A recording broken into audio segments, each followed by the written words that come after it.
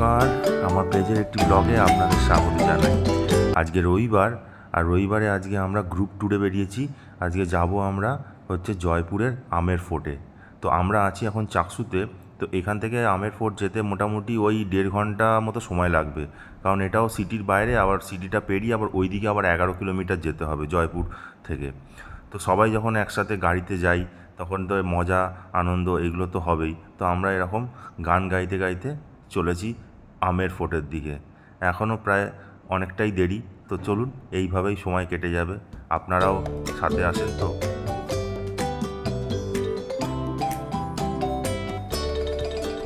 সকালে ব্রেকফাস্ট করে নিয়ে আমরা 8:30টার মধ্যে রওনা দিয়েছি আমের ফোর্ট, কারণ ওখানে 9:30টার মধ্যে পৌঁছলে মোটামুটি 2.5-3 ঘন্টা কোথা দিয়ে যে কেটে যাবে কেউ কিন্তু জানে না, কারণ ফোর্টটা অনেকটাই বড়, তাও পুরোটা দেখা যাবে না।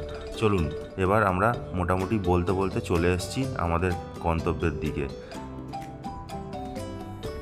এই সেই জয়গড় ফোর্ট আর আমের ফোর্ট পাশাপাশি দাঁড়িয়ে আছে এই পাহাড়টির ওপরে। আর এই দুটো ফোর্টের মাঝখানে কিন্তু একটি টানেলও আছে। সেই টানেলটা কিন্তু এখন খোলা আছে যদিও, কিন্তু এখানে লোক এখন ঢুকতে দেওয়া হয় না। আর এই হচ্ছে সামনে সেই মাওটা লেক। এখান থেকে প্রায় অনেকটাই হেঁটে ভেতরে ঢুকতে হবে, কারণ বাস আর যাবে না। এখন অফ সিজন, কিন্তু লোকের ভিড় প্রচুর। আর এখানে বিশেষ করে ট্যুরিস্টের থেকে এখন স্কুল কলেজ থেকে এক্সকারশানে নিয়ে এসছে। আজকে যেহেতু রবিবার, ওই জন্য সব ছুটি, তাই জন্য আজকে ওদেরও নিয়ে এসছে। দেখছি প্রচুর ছেলেপিলে এসছে এখানে। তো যাই হোক, এখান থেকে মোটামুটি 10-15 মিনিট হেঁটে এই লেকের ধার দিয়ে গিয়ে ঢুকতে হবে। চলুন আপনাদেরকেও আমার সাথে নিয়ে যাই। আর চারিদিকের আকাশটা দেখছেন, পরিবেশটা একদম পুরো চকচক করছে। কিছুদিন আগেই এখানে হালকা একটু বৃষ্টি হয়ে গেছে, তাই জন্যে এখন রোদ উঠেছে আর আকাশও পুরো নীল, আর মেঘ আছে, পুরো একদম শরৎকালের আকাশ। আর চারিদিকটা দেখুন রোদ পড়েছে, একদম পুরো চকচক করছে, গাছের পাতাগুলো এবং লেকের যে জলটা পুরো পরিষ্কার একদম দেখাচ্ছে। আর দূর থেকে ফোর্টটা দেখতে কিন্তু অসাধারণ লাগছে। তবে এখানে হ্যাঁ, বিকেলবেলা যদি আপনারা আসেন ওই 7:30 থেকে, এখানে কিন্তু লাইট অ্যান্ড সাউন্ড শো হয়, সেটাও কিন্তু দেখতে অসাধারণ লাগে। এখানে বাইরে থেকে আপনারা কিন্তু সেই লাইট অ্যান্ড সাউন্ড শো দেখতে পারবেন।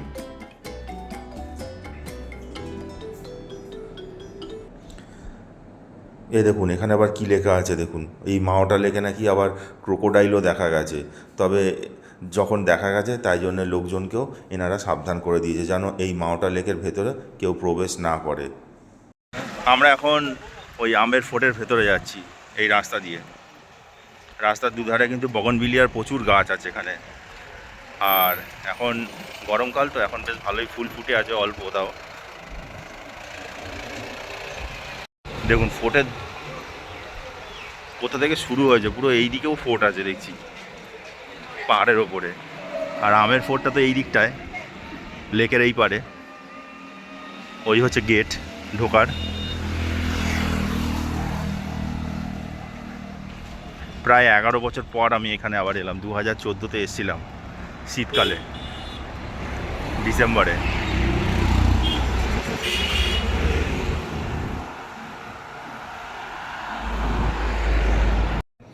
এইখান থেকে দাঁড়িয়ে দাঁড়িয়ে দেখতে এত সুন্দর লাগছে, মানে চোখ ফেরানো যাচ্ছে না।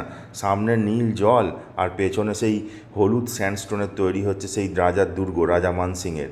আর এই যে যেটা দেখছেন, এইটা যেটা জানতে পারলাম যে এখান দিয়ে ওই মেন ফোর্ট থেকে যখন সৈন্যরা যাতায়াত করতো যুদ্ধ যাওয়ার জন্য, তখন তারা এই রাস্তা দিয়েই কিন্তু যাতায়াত করতো, এমনি নর্মাল রাস্তা দিয়ে তারা যাতায়াত করতো না। চলুন এবার আমরা ফোর্টের গেটের কাছাকাছি চলে এসেছি। এখান থেকে আমরা টিকিট নেব।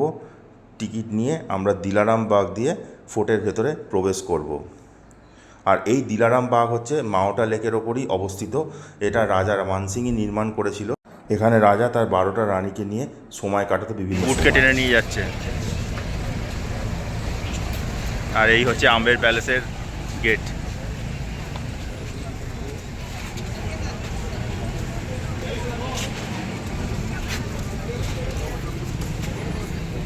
এটা হচ্ছে দিলারাম বাগ। এই হচ্ছে মেন গেট। এইখানে প্রচুর পায়রা গম খাচ্ছে।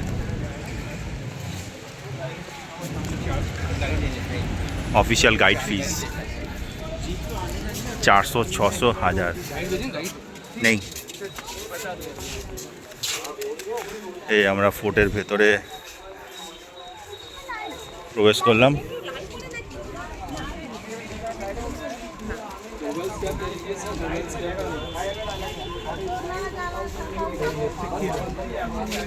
এখানে এখন গাইডের সাথে রেট নিয়ে একটু দরাদরি হচ্ছে, কারণ আমরা অনেকজন আছি তো, তাই একটু কম করার কথা বলা হচ্ছে। এই আম্বের ফোর্ট রাজা মানসিং ওয়ান তৈরি করেছিলেন। আর এই আম্বের ফোর্টের মধ্যে অনেক কিছু হিন্দু স্কাল্পচার বা হিন্দু অনেক কিছু জিনিসপত্র আপনারা এখানে দেখতে পাবেন ভেতরে ঢুকলে। আর এটা পিঙ্ক স্যান্ডস্টোন আর ইয়েলো স্যান্ডস্টোন দিয়ে বানানো, যেটা আপনারা দেখতেই পাচ্ছেন যে রোদ পড়েছে, পুরো ইয়েলো লাগছে। আর এখানে গ্রানাইট বা মার্বেলের ইউজ করা আছে ফ্লোরে, সেটাও ভেতরে গেলে আপনাদের আমি দেখাবো। এইখানটা জল থাকে, কিন্তু এখানে জল নেই। দিলারাম বাগ এই জায়গার নাম। তবে এখন কিন্তু রোদ আছে, কিন্তু সেরকম গায়ে লাগছে না, কারণ হাওয়া প্রচুর আছে।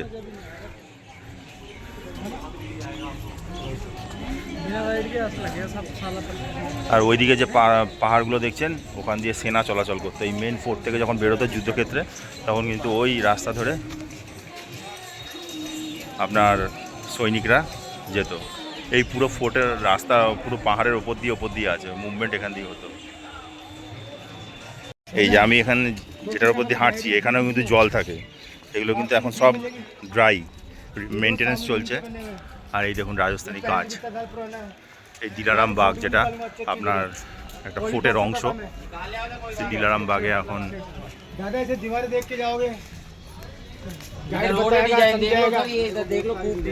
सभी का पता है 200 টাকা। এই ফোর্টের ঢোকার রাস্তা। এখান থেকে উপরে উঠতে হবে আমাদের। এখন তো দেখছি ভেতরে প্রচুর আইটেম বিক্রি হচ্ছে এখানে। আগে কিন্তু এতটা ছিল না, এখন সবাই অ্যাক্সেস পেয়ে গেছে ভেতরে। Refreshment counter.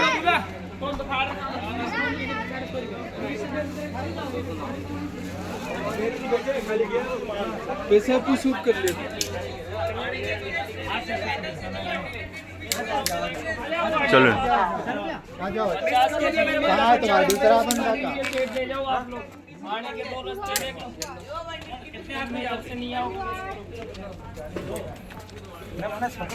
मैग्नेट ले जाओ 100 के 4, लकड़ी के मोर है ऊपर आती है 50 के 3 दे दी, लकड़ी और लॉक ऐसे सेट आते हैं। और ये मैग्नेट देख लो, फिर ये तो आएगा नहीं। एमएल भी है 50 के 4 दे दो। সব রাজস্থানী কাজ করা। देख लो मैडम आने के। এই যে এন্ট্রিটা দেখছেন, এটা হচ্ছে হাতি আসা যাওয়ার রাস্তা। আপনারা যদি কেউ হাতি করে ফোর্ট চড়তে যান, তাহলে আপনাকে এই রাস্তা দিয়ে ওখান থেকে হাতি নিতে হবে নিচে থেকে, ওখান থেকে হাতি আসবে। তবে এটা টাইমিং আছে। আর এই যে রাস্তাটা, এটা দিয়ে আপনি হেঁটে ওপরে উঠতে পারবেন। আর এই রাস্তাটা সোজা চলে গেছে আপনার ওপরে, এটা দিয়ে হাতি যাতায়াত করে। তো আমরা হাতির পিঠে যাচ্ছি না, আমরা যেহেতু এখন হেঁটে যাব, তাই জন্য আমরা এই জালেবি চক দিয়ে ফোর্টের ভেতরে প্রবেশ করব। এই ফোর্টের ওপরে উঠতে গেলে আপনাকে 185খানা সিঁড়ি ভেঙে উঠতে হবে।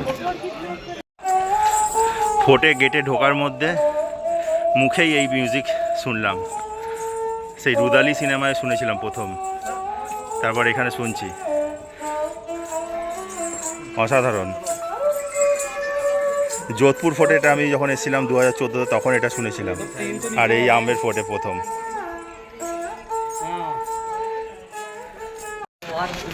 এই হচ্ছে ফোর্টের মেন গেট।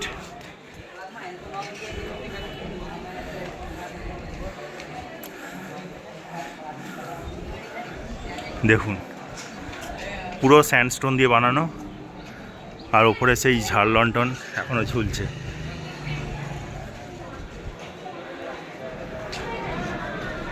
আর ভেতরে হচ্ছে কোর্টইয়ার্ড। এই কোর্টইয়ার্ডে কিন্তু সৈন্যরা যখন যুদ্ধ করে আসতো, তখন কিন্তু তারা এখানে এসে প্রথম এখানে আগে এসে রেস্ট করতো। এই গেটটা যেটা দেখছেন, এটা হচ্ছে নাম হচ্ছে সুরজ পুল।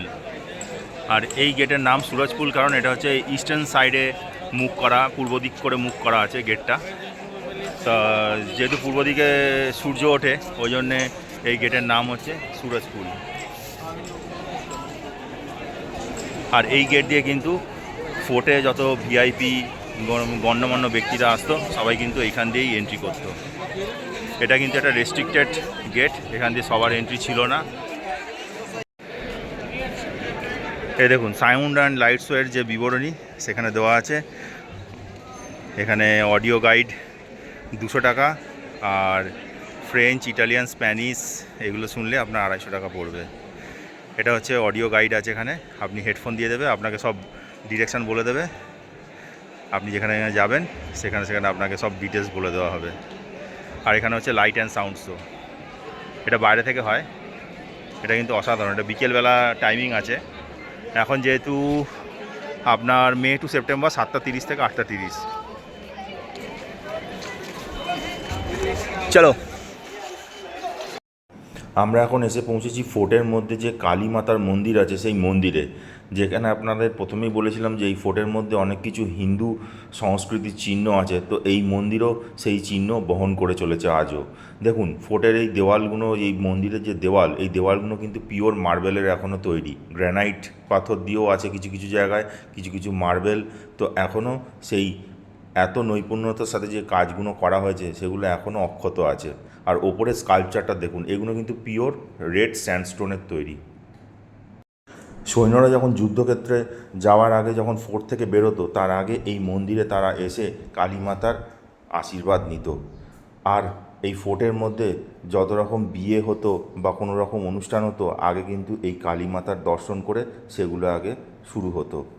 তো আজও কিন্তু এইখানে কিন্তু সেই রীতি এখনও চলছে, তবে রাজাদের নয়, তবে আশেপাশে যেসব স্থানীয় বাসিন্দারা আছে তারা কিন্তু আজও সেই দেবীকে মানে। চলুন একবার ফোর্টের ওপর থেকে আপনাদের নিচের দৃশ্যটা দেখাচ্ছি। একবার দেখুন কেমন সুন্দর লাগছে, দেখুন একবার। এই সেই কোর্টইয়ার্ড যেখানে এসে সৈন্যরা রেস্ট করতো। আর এই হচ্ছে যে ফোর্টের একটি অংশ, যেখান থেকে আপনি মাওটা লেককে ওপর থেকে নিচে অবধি দেখতে পাবেন। আজ এখানে কিন্তু ক্যামেরার ভিড় চলেছে, শুটিং চলছে, সব কিছুই কিন্তু এগিয়ে যাচ্ছে, কিন্তু সেই মাওটা লেক আর ফোর্ট একই জায়গায় দাঁড়িয়ে আছে। এই সেই সুন্দর দৃশ্য। আর ওপরে হচ্ছে মাওটা লেকের ওপরে ভাসছে হচ্ছে কেশরী বাগ। তবে এই কেশরী বাগে কিন্তু প্রচুর ফুল ফোটে, আপনি যদি শীতকালে আসেন আপনারা প্রচুর ফুল দেখতে পাবেন এখানে। এবার আমরা মন্দির দর্শন করে চলে এলাম শীষমহল, যেটা কিনা এই ফোর্টের প্রধান আকর্ষণ। এখানে কিন্তু ছোট ছোট কাঁচ দিয়ে বিভিন্ন রকম লতাপাতার সাহায্যে ডিজাইন করা আছে। আর এই ডিজাইন সেই যবে থেকে করা হয়েছিল তবে থেকেই কিন্তু এখনও পর্যন্ত অক্ষত রাখা হয়েছে।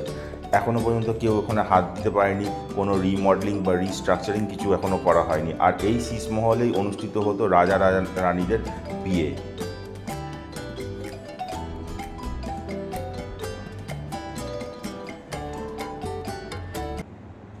আর এই শীষমহলের সামনে যে গার্ডেনটা দেখছেন এটার নাম হচ্ছে চারবাগ, কারণ এখানে 4টে গার্ডেন ছোট ছোটোভাবে করা হয়েছে। আর গার্ডেনের ওই পারে হচ্ছে রাজার রেস্ট হাউস।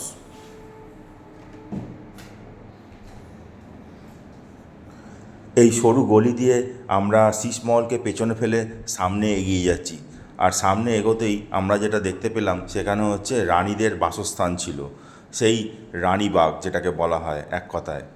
চলুন গুটি গুটি পায়ে এগিয়ে যাই এই সরু গলির ভেতর দিয়ে। কিন্তু এই সরু গলি হলে হবে কি, এখানে যে ভেন্টিলেশন সিস্টেমটা এতই সুন্দর যে আপনার এখানে দাঁড়িয়ে থাকলেও এখানে কিন্তু আপনার গরম লাগবে না, এখানে কিন্তু হাওয়া সবসময় চলছে। কি দারুণ না! এই যে আমরা প্রবেশ করে ফেলেছি রানীর অন্দরমহলে। এই যে রাজা মানসিং যে ছিলেন তার কিন্তু 12টা রানী ছিল। তো 12টা রানীকে তিনি এই অন্দরমহলেই 4 কোণায় 3 জন করে থাকতো। চলুন এবার ভেতরে যাওয়া যাক। আর এই অন্দরমহলটা সুন্দরতার একবার দেখুন।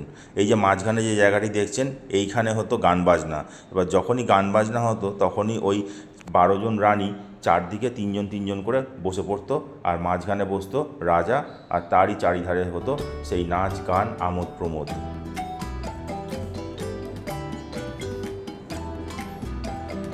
এখানে কিন্তু পিঙ্ক স্যান্ডস্টোনের কিন্তু ব্যবহার আছে, ইয়েলো স্যান্ডস্টোন তো আছেই, ওপরের দিকে দেখুন পুরোটাই পিঙ্ক।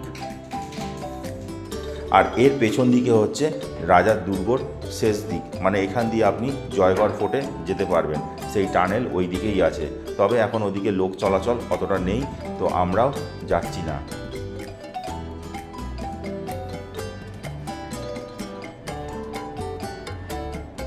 এই দেখুন প্রত্যেকটা কোনায় কোনায় দেখছেন মহলের ছাদ উঁচু হয়ে আছে, ওইগুলোই হচ্ছে রানীদের বাসস্থান ছিল, বা রানী মহল বলতে পারেন।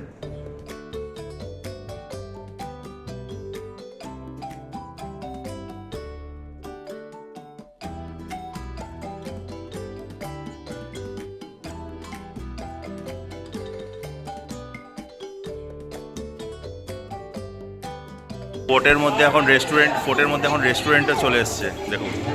আর এটা হচ্ছে এক্সিট গেট, এইখান দিয়ে আমরা এবার বেরিয়ে যাব।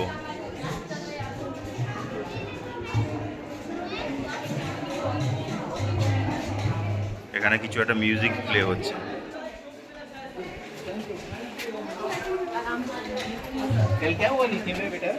ও ওই যে